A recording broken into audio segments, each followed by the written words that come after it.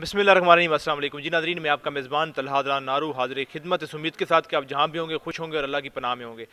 नाज़रीन, भोला रिकॉर्ड को कौन नहीं जानता। खातून ने उन पर FIR दर्ज कराई कि भोला रिकॉर्ड ने उनके साथ ज़्यादती कर दी। हमारे साथ उनके लीगल वकील एडवोकेट मलिक फ़हीम खोकर साहब मौजूद हैं, जो ख़ुद किसी तारफ़ के मोहताज नहीं, ख़ुद नामी ग्रामी हैं, तो उनके लीगल वकील भी हैं, तो उनसे जानते हैं इस केस के मुतालिक। अस्सलाम वालेकुम। जी वालेकुम सलाम। अच्छा सर, बहुत बहुत शुक्रिया वक्त देने के लिए। कल एक FIR होती है भोला रिकॉर्ड के खिलाफ, उसके बाद फिर ये भी खबर चलती है कि वो गिरफ्तार हो गए हैं, तो कितनी सदाकत थी उस FIR में?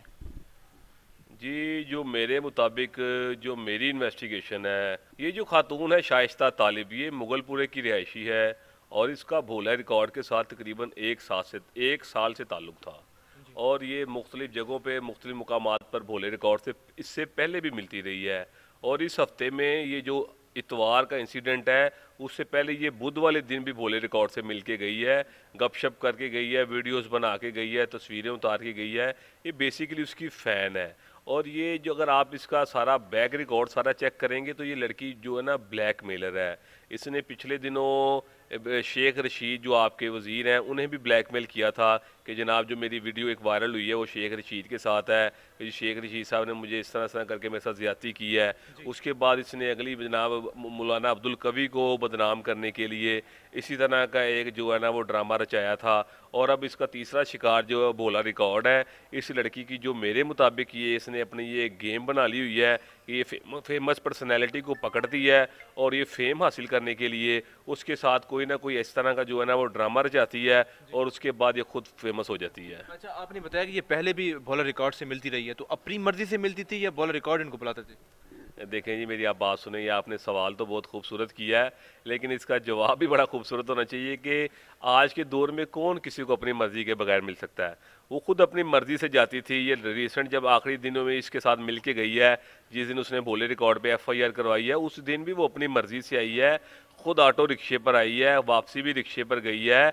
वापसी जाते हुए भोले रिकॉर्ड ने उसको 1000 रुपया किराया भी दिया है कि चले बेचारी इस काबिल नहीं है तो चलें इसकी मदद कर दी जाए। उसने उसके साथ वीडियो बनाई है, तस्वीरें बनाई हैं, उसके बाद वो ईजी होकर चली गई है। ये 21 तारीख का वाक़या सुबह 9 बजे का। अच्छा, आपने बताया कि 1000 रुपया उनको किराया भी दिया भोला रिकॉर्ड ने। अक्सर हम तो सुनते हैं कि किसी फेमस शख्सियत के पास हम जाते हैं वीडियो बनाने के लिए या ज़ाहिर है उनके पास जा रहे हैं तो अक्सर हम उनको पे करते हैं कि हम इसके बदले फेमस हो जाएंगे, तो भोला रिकॉर्ड ने उल्टा उनको पे किया था। देखें जी, उस लड़की की इतनी कंडीशन नहीं है। वो मेरे मुताबिक तो जो है ना वो गरीब लड़की है एक, जी। जो मुझ तक इन्फॉर्मेशन है वो गरीब लड़की है और उस बेचारी के इतने वसाइल नहीं है कि वो खुद कुछ पे कर सके। वो आई है अगर भोले रिकॉर्ड के पास तो भोले रिकॉर्ड को जाते हुए उसने किराया मांगा तो उसने उसको दे दिया। ये तो चले एक इंसानियत का नाता है ना। लेकिन अगर किसी बंदे को आप इस तरह के थ्रेट करें और इस पर इतना बुरा इल्ज़ाम लगाएं कि पूरे मुआशरे में वो बेचारा बदनाम हो जाए, अपने ख़ानदान में बदनाम हो जाए, दोस्त अहबाब रिश्तेदारों में बदनाम हो जाए और वो बेचारा किसी को मुंह दिखाने के लायक ना रहे, उस लड़की ने उन पर इस तरह का पर्चा दर्ज करवाया है कि वो बेचारा मेंटली तौर पर उसको टॉर्चर करने की कोशिश की गई है। अच्छा, आपके मुताबिक ये एक झूठी FIR है, बेबुनियाद FIR है, तो अब उस लड़की के खिलाफ क्या कार्रवाई हो सकती है या भोला रिकॉर्ड क्या कार्रवाई करने जा रहे हैं?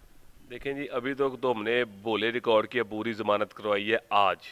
जी। कल FIR हुई थी, आज हमने अबूरी ज़मानत करवा ली है और लड़की ने 21 तारीख को लड़की मिल के गई थी और लड़की ने 24 घंटे बाद FIR करवाई है, यानी कि एक दिन बाद लड़की ने 22 तारीख को FIR करवाई है। यानी कि लड़की से पुलिस स्टेशन इतनी दूर था कि वो 24 घंटों के बाद पुलिस स्टेशन पहुंची है।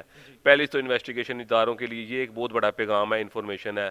दूसरी बात ये है कि जब लड़की उधर से निकल के गई है होटल से तो 15 की कॉल रिकॉर्डिंग मौजूद है कि उसने मुगलपुरे जाके, जहाँ पे उस लड़की की रिहाइश है, वहाँ पर जाके लड़की ने 15 पे कॉल की है कि जनाब इस तरह करके मौलाना अब्दुल कवी ने और भोले रिकॉर्ड ने मेरे साथ ज्यादती की है।